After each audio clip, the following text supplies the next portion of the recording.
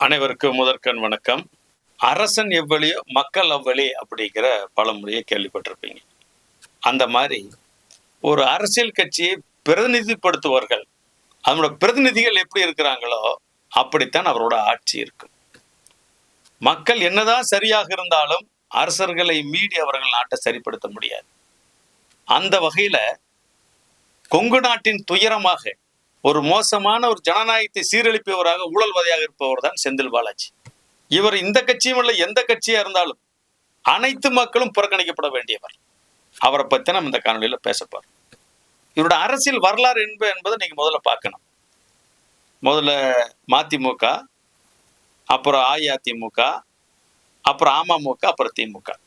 அஇஅதிமுக இவர் இருந்த போது கரூருக்கே வந்து ஐயா இன்னைக்கு இருக்கிற முதல்வர் ஸ்டாலின் அவர்கள், அன்னைக்கு திமுகவோட தலைவர், அவரே கரூருக்கே வந்து செந்தில் பாலாஜியை கண்டிச்சு, அவர் ஊழல் நடவடிக்கைகளை கண்டிச்சு ஒரு தனியா ஒரு ஆர்ப்பாட்டம் நடத்துறாரு அவர் தலைமையில. மிகப்பெரிய கூட்டம்.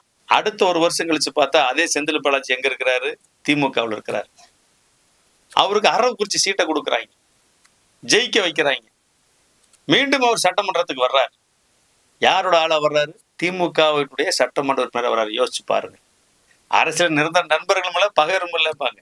இவங்க கட்சியில சேர்ந்துட்டு எல்லாமே சரியா போயிரு. இவங்க சொல்லுவாங்க பிஜேபியில வந்து சேர்ந்துட்டா ஊழல் சரியா போயிரும். திமுக சேர்ந்து ஊழல் சரியா போச்சு. அதே மாதிரிதான் இங்க நடந்திருக்குது. இதுக்கு முன்னாடி அரசியல்வாதிகளை ஊழல் பண்ணலையா? இதுக்கு முன்னாடி இருந்த கட்சியில ஊழல் பண்ணலையானா? ஊழல் இருக்குது. ஊழல் இருப்பது வேறு. ஊழலையே போற்றி பாதுகாத்து அதையே அடிப்படை கட்டுமானமா வச்சு சமூகத்தை சீரழிப்பது வேறு. ஊழல் ஒழிக்க முடியுமா? ஊழல் ஒழிக்க முடியாது. குறைக்க முடியுமா? கண்டிப்பா குறைக்க முடியும். எப்படி? நல்ல தலைவர்கள் இருக்கும் போது குறைக்க முடியும். செந்தில் பாலாஜி இதுல எங்க வந்து நிக்கிறாருன்னு பாத்தீங்கன்னா, இவருக்கு ரெண்டு முக்கிய துறைகள் வழங்கப்படுது. ஒன்னு மின்சாரம், இன்னொன்னு டாஸ்மாக் டிபார்ட்மெண்ட்.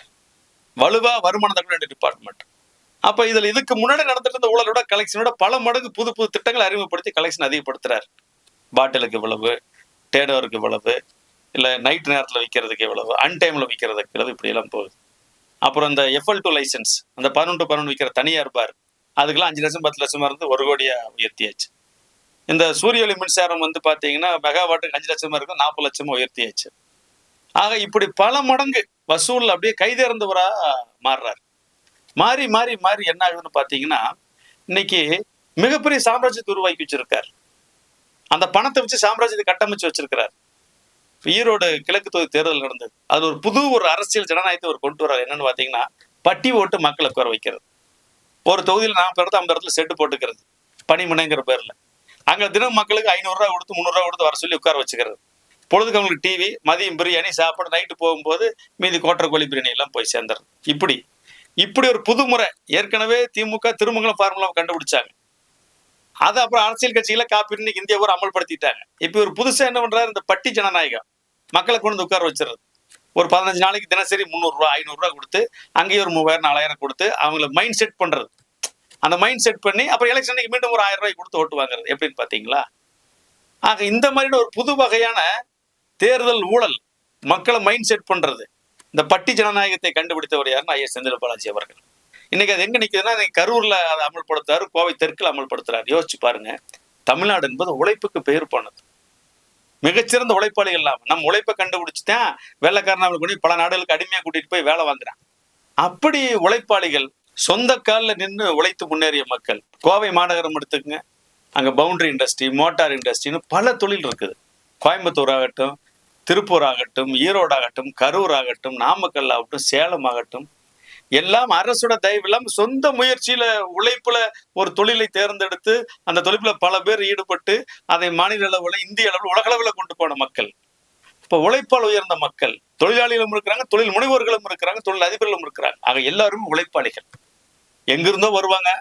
இந்த ஊர்ல நின்று ஒரு கம்பெனிக்கு வேலைக்கு போய், குடும்ப வேலைக்கு போய் உழைச்சு ஒரு இடத்தை வாங்கி வீட்டை கட்டி சந்தோஷமாகவும் மகிழ்ச்சியா இருப்பாங்க. அப்படி பலதரப்பட்டவர்களும், தமிழ்நாட்டில் இருக்கிற பலதரப்பட்ட சமூகங்களும் ஒற்றுமையா வாழக்கூடிய இந்த பகுதி, இன்னைக்கு வட இந்தியர்களும் வந்து வாழக்கூடிய பகுதி. இப்படி இருக்கக்கூடிய இந்த பகுதியில இங்க ஊழல், இங்க காசு, பணம், பட்டி ஜனநாயகம், தினசரி 300 500 மைண்ட் செட் பண்றது, ஜெயிக்கிறது அப்படின்னு போயிருந்தா அப்ப இந்த பகுதிக்கான நல்ல பேர் என்ன ஆகும்? தமிழ்நாட்டிலேயே மோசமான இன்னைக்கு எப்படி திருமங்கலம் ஃபார்முலா, இப்ப கொங்கு மண்டலம் ஃபார்முலான்னு வரும். அப்ப காசு கொடுக்கறவங்களுக்கு பதவி பணம் கிடைக்கும், வாங்குறவனுக்கு என்ன வரைக்கும் அவப்பெயர் தான் கிடைக்கும். இந்தியா பூரா எங்க போனாம்னாலும். ஆக ஒரு மோசமான அவப்பெயரை இவர் ஏற்படுத்தி கொண்டிருக்கிறார். விவசாயிகளுக்கு எடுத்துங்க, எங்க தமிழக விவசாயிகள் பாதுகாப்பு சங்கம் இவர் அரவக்குறிச்சியில் ஜெயிச்சு சட்டமன்றத்துக்கு வர்றாரு. வந்து முதல்ல பேசுறதே விவசாயிகளுக்கு வந்து உயர்மின் கோபுரங்கள்லாம் நீங்க சாலையோரமா கேபிள் கொடுத்த மின்சாரத்தை கொண்டு போன தமிழ் அரசாங்கத்துக்கு கோரிக்கை வச்சு கவனஈர்ப்பு தீர்மானத்துல பேசுறாரு. இவரே ஆட்சிக்கு வர்றாரு, மின்சாரத்துறை அமைச்சர். 6 மாசம் லோன் அலையிறோம். போவாரு, ஒரு கும்பிடு போடுவார், மனு வாங்கிக்குவார், அனுப்பிச்சுக்குவார். என்னடா 10 முறைக்கு மேல பார்த்துட்டு ஒரு நடவடிக்கையும் இல்லையே. கொஞ்சம் கூட அதிகாரிட்ட பேசவே இல்லை. அதிகாரி நம்மோட உட்கார வச்சு பேசவே இல்லை. அதிகாரிட்ட போனா எங்க அமைச்சர் இந்த இன்ஸ்ட்ரக்ஷன் வரலன்னு சொல்லி போய் பார்த்தா இவர் எதுவுமே விவசாயிகளுக்கு செய்யவே இல்லை. கேட்டா அப்புறம் தகவல் சொல்றாங்க, அது அன்னைக்கு எதிர்கட்சி இன்னைக்கு ஆளுங்கட்சி, அன்னைக்கு சும்மா இன்னைக்கு அமைச்சர். அப்ப நீ கொடுக்க வேண்டியது கொடுத்தாதான் கிடைக்க வேண்டியது கிடைக்குங்கிற தகவல் எல்லாம் நம்மகிட்ட கொடுக்குறாங்க.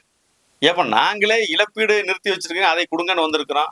ஒரு கொள்கை முடிவு எடுத்து நிலத்தை காப்பாற்றிக்கணும்னு வந்திருக்கோம். எங்கிட்ட போய் நாங்க என்னப்பா கொடுக்க முடியும்னு கேட்டா அதெல்லாம் இல்லைங்கிறான். அப்புறம் நாங்க எல்லாம் வெளியேற வேண்டிய சூழ்நிலை. அவரை கண்டிச்சு அவர் வீட்டு போய் 300 பேர் உட்கார்ந்து உண்ணாவிரதம் இருக்கக்கூடிய அளவுக்கு விவசாய நிலைமை கொண்டு போனவர். இதே கரூர்ல இனாம் நில பிரச்சனையில 90 நாள் நான் வந்து உங்களுக்கு பட்டா வாங்கி தள்ளி சட்டை பிடிச்சி கேளுங்கன்னு சொன்னார். என்னாச்சு? 5 வருஷம் ஆகிப்போச்சு.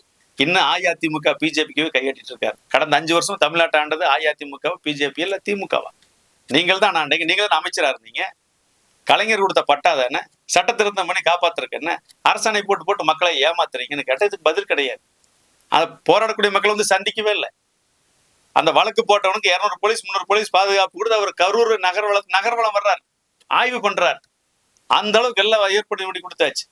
மேல்முறையீடு கூட போகல. மாவட்ட ஆட்சியர் மேல்முறையீடு போனாரா? மேல்முறையீடு போகல. அரசாங்கம் மேல்முறையீடு போகாம எவனோ 4 பேர் வச்சு மேல்முறையீடு போய் அந்த வழக்கு டிஸ்மிஸ், வழக்கு சரியா நடத்தாம முட்டாம டிஸ்மிஸ் ஆகி இப்ப எல்லாம் முடிச்சு வைக்க அந்த மக்கள். இன்னைக்கு கரூர் மாவட்டமே சிக்கல் இருக்குது. இன்னொரு 20 கோயிலுக்கு அந்த வழக்கு போட்டு வச்சிருக்காரு ரள்ளிக்குட்டை ராதாகிருஷ்ணன். கரூர் மாவட்டமே இன்னைக்கு 0 வேலி ஆக போகுது. 0 கரூர், இனாம் கரூர்ல 0 கரூர் ஆக போகுது. அங்க இருக்கிற கிட்டத்தட்ட பாத்தீங்கன்னா 10,000 ஏக்கர், 60,000 மக்கள் ரோட்டுக்கு வர போறாங்க, அகதிகளாக போறாங்க. இதுல ஏதாச்சும் நடவடிக்கை எடுத்தா கிடைக்கல. அவர் பாட்டுக்கு வர்றதுக்கு வருமானத்துக்கு மேல வருமானம், பேருக்கு மேல பேரு, புகழுக்கு மேல பதவிக்கு மேல பதவி போயிட்டு தான் இருக்கிறார். இப்ப கரூர் போட்டு கோவைக்கு வந்துட்டார். கோவை மாநிலத்தில் இருக்கக்கூடிய மக்களை, கோவை தெற்கு தொகுதி மக்களை தயவு செஞ்சு சொல்றேன்னு கேளு. இவர் ஏதாச்சும் ஒரு நல்லது செஞ்சிருக்காருன்னா குறிப்பிட்டு காட்டுங்க. இல்ல தமிழக விவசாயிகள் பாதுகாப்பு சங்கத்துக்கு கூட எங்களை கூப்பிட்டு நாங்க வந்து உங்களுக்கு உண்மை விளக்க தயார். தயவு செஞ்சு ஓட்டு போட்டு கடைசியில என்ன பண்ணுவாருன்னா சின்ன ஹான்ஸை வச்சு ஒரு கேஸை போட்டு அங்க இருக்கிறவங்களை பூரா கட்சியில சேர்ப்பார். அங்க எதிர்கட்சி இல்லாமலே ஒழிச்சிருவார். ஒழிச்சிட்டு என்ன பண்ணுவாருன்னா அந்த கட்சிக்காரங்க சொல்றது இங்க கேட்கலன்னா உங்க வீட்டு முன்னாடி குழியை தோண்டுவாங்க, உங்க வீட்டை பூட்டுவாங்க, அப்புறம் உங்க வீட்டு இனாம் நிலம்பாங்க, நீ புறம்போக்கில் இருப்பாங்க, நீ கட்டடத்தை அனுமதி வாங்கி கட்டியிருக்கேன்பாங்க. எல்லாருக்கும் தனித்தனியே வந்து சேரும். இன்னைக்கு வருவாங்க, அதை சொல்லுவாங்க, இதை சொல்லுவாங்க.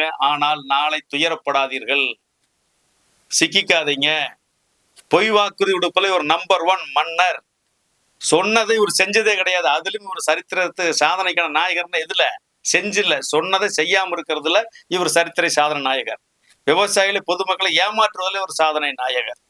யார் இதுத்தாலும் அவங்களை மிரட்டி பழி வாங்கி வழக்க போட்டு அது இவர் கூட சேர்த்துக்கிறதுல இவர் சரித்திர சாதனை நாயகர். ஆக கரூர் மாவட்டம் இன்னைக்கு இவ்வளவு சிக்கல் இருக்குது, கொங்கு நாடு இவ்வளவு சிக்கல் இருக்குது, தமிழ்நாடு இவ்வளவு சிக்கல் இருக்குது, மதுபானம் தமிழ்நாடு மூழ்கி கிடக்குது.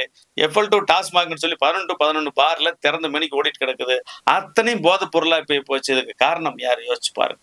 கேட்டானா அமைச்சராவில் நான் ஜெயில இருந்துன்னு சொல்லுவாங்க. ஆனால் இன்னும் 2 துறைகளும் மறைமுகமாக இவர் தான் கண்ட்ரோல் பண்றாரு. இவர் என் மேல வழக்கு போடல, வழக்கு நான் சந்திக்க தயார், நான் உண்மைத்தான் பேசுறேன். ஆக தயவு செஞ்சு கொங்கு நாட்டு மக்களாகட்டும், தமிழ்நாட்டு மக்களாகட்டும், கோவை தெற்கு பகுதி மக்களாகட்டும், தயவு செஞ்சு செந்தில் பாலாஜி அவர்களுக்கு வாக்களித்து துயரத்தை தேடிக்கொள்ளாதீர்கள், அவப்பெயரை பெற்றுக் கொள்ளாதீர்கள். அவை கொடுக்குற 1500 ஒரு நாளுக்கு சம்பளம், 5000 ரூபாய் கொடுத்தா கூட 5 நாளுக்கு சம்பளம், 10,000 ரூபாய் கொடுத்தா கூட 10 நாளுக்கு சம்பளம் தான் உங்களுக்கு. 10 நாள் சம்பளத்துக்காக 4.25 வருஷத்தை போய் தயவு செஞ்சு அடமானம் வைக்காதீங்க மக்களே. நம்மளால உழைச்சு சம்பாதிக்க முடியும். ஆக உழைத்து சம்பாதிப்போம், நேர்மையா வாக்களிப்போம். திமுகவுக்கு மட்டும் தயவு செய்து வாக்களிக்காதீங்க, செந்தில் பாலாஜிக்கு மட்டும் வாக்களிக்காதீங்க. இந்த தேர்தலில் கொங்கு மண்டலத்தில் திமுக வாஸ் அவுட் ஆகி அனுப்புனீங்கன்னா தான் இந்த செந்தில் பாலாஜி ஸ்டைல் தோத்து போச்சு. இந்த ஊழல கொங்கு நாட்டு மக்கள் தோக்கடிச்சிருக்காங்க. இவங்களாம் உழைப்புக்கு பேர் போன மக்கள், மரியாதையான மக்கள், எல்லா சமமும் ஒன்று கூடி வாழக்கூடியவங்க, ஊழலுக்கு அடிமையாக மாட்டாங்க, பணத்துக்கு அடிமையான ஒரு நல்ல பேர் இந்த பகுதிக்கு கிடைக்கும். இல்லாட்டி இது ஊழலுக்கு பேர் போனது, காசை வாங்கிட்டு எவன் கொடுத்து காசு கொடுத்தாலும் ஓட்டு போடுவாங்க, இவனுக்கெல்லாம் காசை வாங்கிட்டு என்ன வேணாலும் பண்ணுவானுங்க அப்படின்னு இவங்க காசு கொடுத்துட்டு மக்களை வந்து கேவலப்படுத்துவாங்க நாளைக்கு. ஆக மீண்டும் மீண்டும் மன்றாடி கேட்டுக்கொள்கிறோம், வேண்டி விரும்பி கேட்டுக்கொள்கிறோம். திமுகவை தமிழ்நாடு முழுவதும் தோற்கடிங்கள். வேற எந்த அரசியல் கட்சிக்கு வேண்டுமானாலும் ஓட்டு போடுங்க, புடிக்கடி நோட்டாவை கூட ஓட்டு போடுங்க. தேர்தலில் வாக்களிக்காம கூட இருங்க, அது உங்க விருப்பம், அதை நாங்க கட்டாயப்படுத்த முடியாது. ஆனால் தயவு செஞ்சு திமுகவிற்கும் செந்தில் பாலாஜி அவர்களுக்கும் வாக்களிக்க வேண்டாம் என பேரன்போடு உங்களை கேட்டுக்கொள்கிறேன். நன்றி, வணக்கம்.